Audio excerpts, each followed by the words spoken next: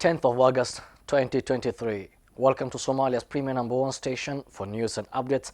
I'm your presenter Abdurrahman Yusuf.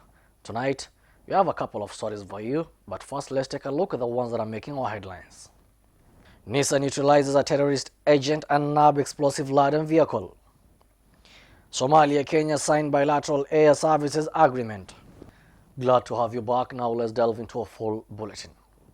In an operation near Mogadishu's El Shabiha neighborhood, the National Intelligence and Security Agency killed an Al-Shabaab terrorist who was operating an explosive-laden vehicle. Following the militant, security personnel were able to kill him and seize the car and explosives. Operations are being carried out by the security forces in Mogadishu to rid the cities districts of the terrorist militants. National Intelligence and Security Agency (NISA) officers have shot dead a suspected Al-Shabaab militant and recovered assortment improvised explosive devices in El Shabiha at the outskirts of Mogadishu. During the operation, the officers intercepted a vehicle which was packed with explosive devices and shot dead the driver, who attempted to flee from the officers. The officers had been trailing the vehicle before intercepting it before shooting dead the driver. The security forces in Mogadishu have intensified operations to clear all the districts from the Al-Shabaab. Kenya and Somalia have now formally inked a bilateral air service agreement to permit direct flights between their respective airspaces after months of negotiations between the two nations. Dalsan Tv, the Minister of Roads, Transport and Public Works for Somalia, and Kipchumba Murkomen, Cabinet Secretary for the Ministry of Roads, Transport and Public Works, signed the agreement on Wednesday at Transcom House in Nairobi. Here's a full story. Kenya and Somalia have now formally inked a bilateral air service agreement to permit direct flight between their respective airspaces after months of negotiations between the two nations. Dalsan Tv, the Minister of Roads, Transport and Public Works for Somalia, and Kipchumba Murkomen, Cabinet Secretary for Ministry of Roads, Transport and Public Works, signed the agreement on Wednesday at Transcom House in Nairobi. According to Minister Igal, this agreement opens the door for airlines registered in Somalia to fly to Kenya and acquire more international flying privileges. The designated airlines of the two countries will be permitted to run up to 7 passenger flight frequencies per week, while conforming to particular routes, according to a statement from Kipchumba Murkomen, Cabinet Secretary for the Roads, Transport and Public Works.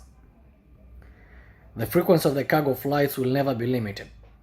It has also been agreed the civil aviation authorities of the contracting parties shall cooperate in enhancing mutual engagements in civil aviation, capacity building, personnel training, and experience sharing, he continued. The frequency of the cargo flights will never be limited. According to data from Central Bank of Kenya, Nairobi exported worth goods of $64 million to Somalia in the first 5 months of this year, making it one of the country's fast-growing export markets. AU Special Representative for Somalia, Ambassador Mohammed El-Amin Saif, has commended Ethiopian troops serving with the Africa Union Transition Mission in Somalia for their contribution in restoring peace and security in the Horn of Africa country. On Wednesday, during a visit to Baydhabo, a city in the southwest state of Somalia, the AU Special Representative for Somalia, Ambassador Mohammed El-Amin Saif, commended Ethiopian troops with the African Union Transition Mission in Somalia for their contributions in restoring stability and security in the Horn of Africa nation. Ambassador Saif made the remarks while leading a group of senior ATMIS officials to Baydhabo, where he presided over the medal award ceremony for soldiers of the Ethiopian National Defense Forces that had completed their tour of duty. Among those present at the event was Southwest State President Abdiaziz Hassan Mohammed Laftagaren, Ethiopian Ambassador to Somalia Mukhtar Mohammed, ATMIS Force Commander Lieutenant General Sam Okiding, ATMIS Police Commissioner Hilary Sao Kanu, and other senior mission officials. Ethiopian soldiers serving in the AU peacekeeping mission are in charge of Sector 3, which includes the Bay, Bokol and Gada regions, under ATMIS areas of responsibility. After serving for a year, the troops are rotating out, and they received AU medals for their efforts in battling Al-Shabaab and promoting dialogue and peace in the southwest state.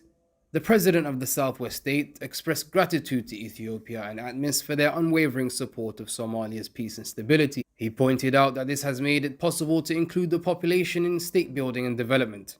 Later, as part of ATMIS civil-military cooperation initiatives to promote positive relationships with civilian populations, the ATMIS delegation visited the ATMIS Level 2 hospital in Beidawa, where they were able to observe a free medical camp for the local community.